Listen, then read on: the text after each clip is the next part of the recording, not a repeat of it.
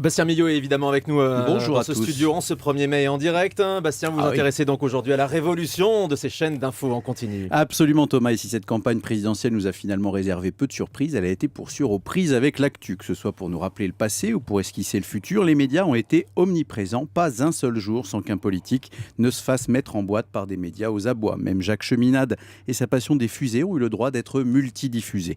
Les chaînes d'infos en particulier ont tiré leur épingle du jeu en épinglant les dessous de la campagne, quitte à nous servir parfois des histoires à dessous. Elles ont cuisiné les politiques à feu lent et ont remis le couvert pour chaque meeting qui pouvait être couvert. Bref Thomas, il semble bien que c'est désormais en tournant longtemps autour du pot qu'on fait les meilleurs scoops.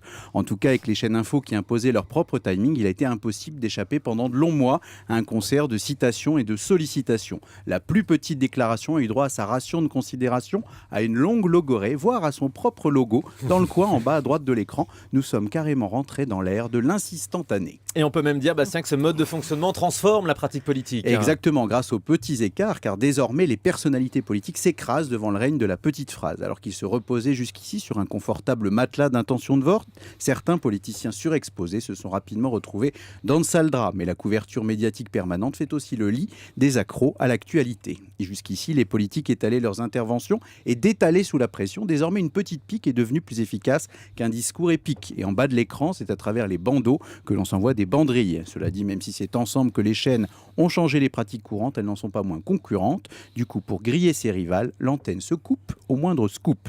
Bref, depuis que les chaînes d'infos mènent la danse, l'actu n'a jamais été aussi dense. Et en tout cas, cette présidentielle l'a encore prouvé. Les chaînes d'infos ne sont plus jamais des chaînes par défaut. Merci beaucoup Bastien Millot. Bastien, donc il le disait, les chaînes d'infos ont changé la pratique politique pendant